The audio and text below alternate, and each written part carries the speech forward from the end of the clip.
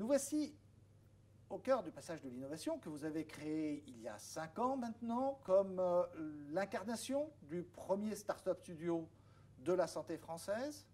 En 5 ans, il y a maintenant 9 sociétés, 350 personnes ici, sur le Faubourg Saint-Antoine à Paris.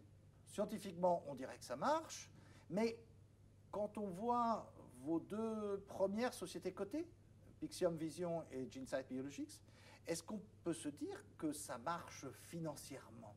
Non, financièrement, ce n'est pas ça, évidemment, et c'est pour ça que j'ai créé Ibionext. Elles ont été créées, ces 2 sociétés, comme vous le savez, avant que j'ai pu disposer du fonds. Et le fonds Ibionext, c'est un fonds destiné à la création et au financement de la croissance des entreprises, pas juste leur création. Pixium et GeneSight démontrent l'échec d'Euronext, l'échec de la possibilité par les entreprises innovantes dans la santé en France de se financer par l'intermédiaire d'Euronext. Mais l'échec d'Euronext, comme vous dites Bernard, c'est finalement de ne pas avoir réussi à mettre en avant la valeur des sociétés innovantes cotées à Paris. Parce qu'à Bruxelles, par exemple, ça marche.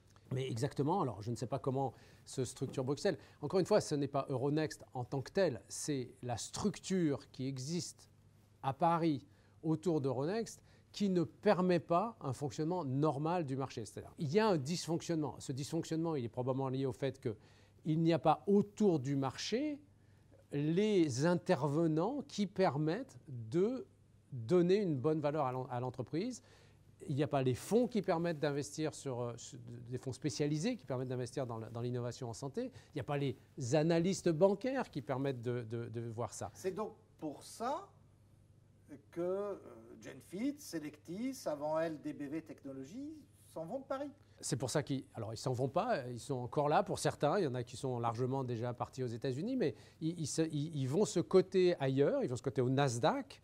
Alors il faut une fenêtre d'opportunité, il faut un peu de chance pour y aller parce qu'on ne peut pas attendre que la valeur soit trop basse parce qu'une fois que la valeur est trop basse, on ne va plus au Nasdaq. Donc ces sociétés ont bénéficié d'une fenêtre d'opportunité, sont allées au Nasdaq et là, oui, vivent les règles du Nasdaq avec les problèmes, mais qu'on doit accepter. C'est-à-dire, mauvaise nouvelle, la valeur est dégradée.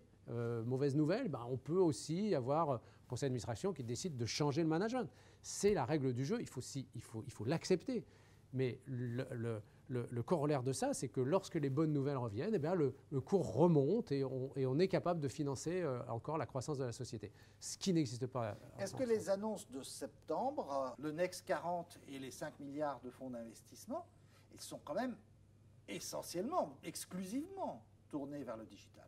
Le problème, c'est que au-delà de l'annonce, qu'est-ce que ça veut dire pour les sociétés de notre domaine, pour les sociétés d'innovation en santé ? Ça ne veut rien dire. Il n'y en a aucune qui est mentionnée dans cette communication. Dans ces 40, il n'y a aucune société de santé. Il y en a juste une qui est marginalement dans la santé. Et dans les 120 qu'on propose maintenant, on veut aller de 40 à 120, mais bientôt on ira à 360. Alors le jour où on aura tout le monde, ce sera effectivement très bien. Mais on voit bien que les critères qui sont déterminés pour accéder à ces 120 sont des critères qui ne correspondent pas aux entreprises de santé. On ne fait pas de chiffre d'affaires et pour lever plus de 20 millions, c'est problématique dans les entreprises de santé. Aujourd'hui, Chronolife met sur le marché un t-shirt intelligent, un mélange de l'Internet des objets, de l'intelligence artificielle et de la santé. C'est un nouvel algorithme d'intelligence artificielle qui est vraiment très particulier et qui permet non seulement de suivre l'état physiologique des patients qui ont une pathologie chronique, comme les insuffisants cardiaques, mais qui permettra aussi, et on est en train de le valider, de prédire l'évolution de leur état. Et alors là, évidemment, c'est un intérêt colossal parce que vous faites de la prévention H24 chez ces patients-là. Est-ce que de cette manière, on peut faire évoluer le modèle et sortir de ce financement capital-risque puis bourse ? C'est ce que nous espérons faire aujourd'hui, c'est-à-dire de financer massivement par du capital-risque, mais aussi de trouver des moyens de financement alternatifs.